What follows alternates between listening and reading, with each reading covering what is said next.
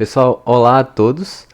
Na aula passada, nós vimos que as estruturas de dados elas impactam a velocidade dos nossos algoritmos, mas aqui eu queria trazer uma problemática para vocês, certo? Imagine, por exemplo, um robô de logística em um armazém. Se ele precisa encontrar uma caixa entre 10, ele consegue fazer isso de forma rápida, beleza? Só que se o armazém crescer para 1 milhão de caixas, o algoritmo que esse robô utiliza, ele vai levar segundos, vai levar alguns minutos, vai levar horas e tal. Essa problemática que eu trouxe para vocês é uma exemplificação do porquê a gente vai falar hoje nessa aula sobre notação Big O. A gente vai entender o que é que ela significa, para que ela serve e como identificar os tipos comuns de complexidade que encontraremos no nosso curso de C. Esse aqui vai ser o nosso sumário, para que vocês possam visualizar. Aqui está o que é a notação, para que serve, tipos de complexidade, melhor, médio e pior caso e exemplos. Então vamos lá. O que é que significa Big O? Que alguns aqui já devem ter ouvido falar, mas nunca entenderam de fato o que é que significa. Ele é uma ferramenta matemática usada para descrever o limite superior da complexidade de um algoritmo. No exemplo que eu dei para vocês agora há pouco, o que foi que mudou do cenário 1 para o cenário 2? Foi somente o tamanho do armazém, correto? O armazém, nesse caso, é uma metáfora para entrada. Então mudou o tamanho da entrada daquele algoritmo, do robô. E mudando o tamanho da entrada, a nossa pergunta é se mudaria pouco ou muito o tempo de resposta daquele robô, o tempo de atuação dele naquele ambiente. Então, para isso a gente utiliza Big O. É justamente para a gente, em termos simples, né, a gente poder saber o quão ruim as coisas podem ficar quando o volume de dados, que é o N na notação, aumenta. Então, olhe para esse gráfico aí que vocês têm no slide. No eixo horizontal, aqui, a gente tem o input size, certo? Que seria o tamanho da entrada. E no vertical, a gente tem o tempo. Algumas curvas, como O de 1, e é assim que a gente fala, tá? Essa curva aqui, que no caso é uma reta nesse gráfico, a gente chama de O de 1. E aqui é uma curva, essa vermelhinha seria O de log n, O de n, O de n log n. Por hora vocês não precisam entender exatamente o que cada uma significa, mas a gente vai adentrar um pouco mais a fundo sobre o que é que cada uma dessas curvas aqui, qual delas é mais almejável quando se está desenvolvendo um algoritmo. Algumas curvas, como eu bem falei, a exemplo do O de 1, são planas. Então o tempo não muda. Independente da entrada que você passar, o tempo de execução daquele algoritmo vai ser constante. Ele não vai mudar. Você pode passar, no caso do armazém, você pode oferecer ao robô poucas caixas ali para ele armazenar ou muitas e o tempo dele vai ser igual, certo? Existem algoritmos que funcionam em O de 1 e é a complexidade desejada, tá? Complexidade não quer dizer tempo de execução, isso vale salientar também. A gente tem que diferenciar.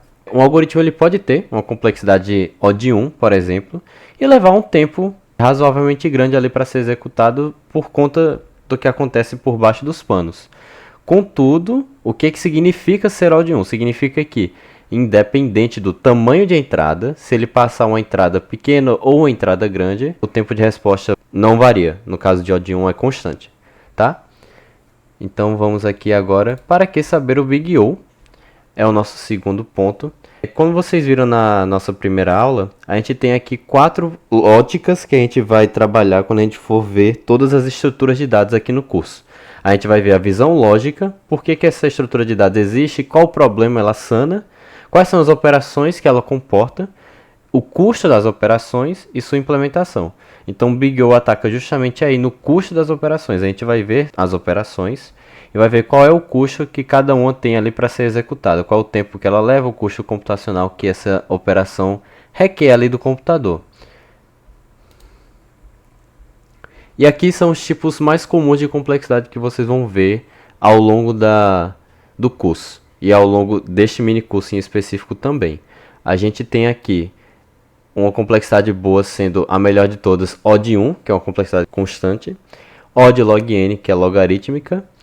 Para quem não conhece uma curva logarítmica, é só pesquisar no Google, vocês vão ver que é uma curva que inicialmente ela cresce mais rapidamente, como mostra esse gráfico aqui. Ela vai crescendo no início e à medida que o tamanho da entrada vai aumentando, a curva no O de log n também aumenta, mas em um ritmo menor. A gente tem o O de n, que seria a complexidade intermediária ali, em termos de ser boa ou não. Eu vou voltar aqui agora para a tabela para vocês poderem enxergar, que é uma complexidade linear. Aí aqui é uma complexidade O de n log n, seria uma complexidade múltipla entre linear e logarítmica. Então é um pouco pior do que a linear, tá? E aqui são as piores de todas. Nós temos complexidade quadrática, cúbica, exponencial e a pior de todas é a fatorial. Então essa aqui explode muito rápido a complexidade, o tempo que leva para o algoritmo ser executado, a depender da entrada que você fornece. Se a entrada for um pouco maior, o tempo de execução e o custo computacional vai ser exponencialmente maior, né? Ou melhor dizendo, fatorialmente maior. Ou seja, vai ser extremamente maior em relação ao caso 1. E aqui nós temos outro conceito importante também de vocês saberem, que é o de melhor, pior e caso médio, tá? Esses três tipos de casos são também muito falados quando a gente se trata de Big O. É importante vocês saberem que Big O não é a única notação de complexidade que existe. A gente tem outras duas, mas não cabe a mim nesse momento falar sobre elas. A gente vai focar somente no Big O para efeito de simplificação e de resumo para vocês. Mas o Big O, ele vai sempre focar, como está aqui em destaque no slide, ele vai sempre focar no pior caso, certo? Então, quando vocês quiserem saber, no pior caso desse algoritmo, qual é o custo computacional? Qual é a complexidade deste algoritmo? Complexidade assintótica que a gente chama. Então a gente utiliza o Big O para saber qual é essa complexidade. No caso aqui, deixa eu exemplificar para vocês. A gente tem um array que tem 10 elementos. Ele tem os índices de 0 a 9 e um array completamente preenchido com valores quaisquer aqui. Se eu quiser, por exemplo, achar o valor 17 nesse array, vocês podem ver que ele se encontra logo aqui no começo, o número 17. Então, se a gente fosse fazer um código que itera por cada uma dessas casas, assim que a gente visse a primeira casa, ele retornaria o que a gente buscou e encerraria a execução. Esse é o melhor caso desse array. Na primeira iteração, ele já encerra sua execução. O segundo caso é o caso médio, que é o que acontece, como o próprio nome diz, na maioria das vezes. É o caso que mais acontece, caso médio. É quando ele não é nem o melhor caso, nem o pior caso. Ele está ali no meio, é um intermediário. Então a gente quer aqui nesse caso achar o número 49 nesse array. Como ele está no meio do vetor, ele vai levar, nesse caso aqui, n sobre 2 iterações para achar o valor 49 antes de encerrar o programa. Então vocês podem ver que, como ele levou n sobre 2 iterações, a gente vê que é um algoritmo que ele é Big O de n, tá? Porque a gente vê que quanto maior o n, mais vão ser a quantidade de passos que ele vai precisar fazer para que ele encerre sua execução. Mas eu vou falar um pouquinho mais à frente a respeito disso. E o pior caso desse algoritmo aqui seria justamente o 95. Caso a gente quisesse procurar o 95, a gente teria que percorrer o vetor inteiro. Então, o pior caso aqui dessa busca de um único elemento no vetor seria a busca pelo 95, que se encontra no final do vetor. Ele teria que percorrer casa a casa até chegar na última casa e retornar o valor encontrado e encerrar a execução. E aqui alguns exemplos de como a notação funciona, tá? Isso aqui é importante vocês saberem também, que é o seguinte. A gente tem aqui uma função, tá? Exemplo função, e ela recebe um parâmetro número. Essa função, como vocês podem ver aqui na anotação, ela tem complexidade Big O de n ao quadrado, tá? Então vamos ver primeiro esse if aqui. Esse if ele verifica se n for menor que 1, então ele retorna, ele simplesmente retorna. Essa verificação, o número menos o O de 1, isso aqui é feito em tempo constante. Independente do número passado, ele vai levar o mesmo tempo para fazer essa verificação. Já aqui não, aqui ele está fazendo um loop. Ele inicia aí igual a 0, enquanto i for menor que o número passado, incrementa i. Então, tão maior quanto for o n, mais vezes esse for vai executar. Vocês percebem isso, né? Logo, essa função aqui, esse for, ele é O de n. E aqui, esse loop aninhado, que vocês podem ver aqui no final, ele tem dois fors. Tem esse e tem esse aqui. E quando a gente tem um for dentro do outro, o algoritmo ele executa em tempo O de n ao quadrado. Porque esse for aqui, na primeira iteração do for externo, esse for aqui interno vai executar n vezes. E aí depois a segunda iteração do for externo, o interno também vai executar mais n vezes. E assim sucessivamente. Se vocês forem fazer a conta, vai ao final ficar n ao quadrado vezes que esse for inteiro aqui completo executou, tá? Então, qual é a complexidade dessa função aqui como um todo? Já que a gente tem um for que executa, um for aninhado aqui, um loop aninhado, e a complexidade dele é O de n ao quadrado, a gente diz que ele domina a complexidade assintótica. Então, a maior complexidade assintótica é a que domina o conjunto da obra. Então, por mais que a gente tenha aqui uma operação que é O de 1 e uma outra que é O de n, como a gente tem uma que é O de n ao quadrado, essa vai dominar a complexidade da função como um todo e a complexidade dessa função vai ser O de n ao quadrado. Tá certo? Então, aqui alguns outros pontos de destaque são que os fatores não importam. Isso aqui é importante também salientar.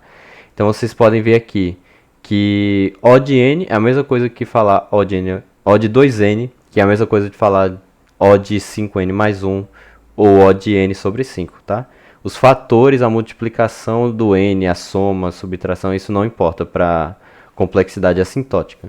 Como foi dito anteriormente, o Big O, ele vai focar somente no pior caso, só será considerada a complexidade maior para efeitos de avaliação da complexidade da função. E aqui vocês podem ver exemplos em C. Aqui a gente já vai começar a tratar da linguagem C, começar a falar dos exemplos práticos, a implementação, a partir da aula seguinte, tá? Mas aqui só para vocês já irem se familiarizando com a linguagem, caso vocês ainda tenham pouco contato. Aqui a gente tem uma outra função, que é obter primeiro elemento. Ela recebe um array e vai retornar somente o primeiro índice, o primeiro elemento desse array, só. E acessar um índice específico de um array é uma operação constante. Independente do tamanho desse array, acessar aquele índice não vai levar mais ou menos tempo, vai ser um tempo igual. E aqui a gente vai ter um exemplo de complexidade O de n, também em C, onde ele faz a mesma coisa que fazia o outro algoritmo que eu mostrei para vocês, que é um for. Ele tem um for que vai de 0 até n, n sendo o tamanho do array, tá? Então, já que ele vai percorrer, vai acontecer esse for, ele vai iterar n vezes, então a complexidade dele vai ser O de n. Ele vai executar n vezes, então ele vai executar tão mais vezes quanto maior for o n dado pela função. E aqui a gente vai ter um loop de repetição aninhado, tá? Um dentro do outro. E como eu falei para vocês, isso aumenta drasticamente a complexidade do algoritmo e ele vai virar, nesse caso, O de n ao quadrado. Porque o for externo vai iterar n vezes e o interno também n vezes. N vezes n dá n ao quadrado, aqui a complexidade quadrática dessa função imprimir pares. Tá certo? Essas foram as referências utilizadas na elaboração dessa aula. E muito obrigado pela atenção. A gente se vê na próxima aula.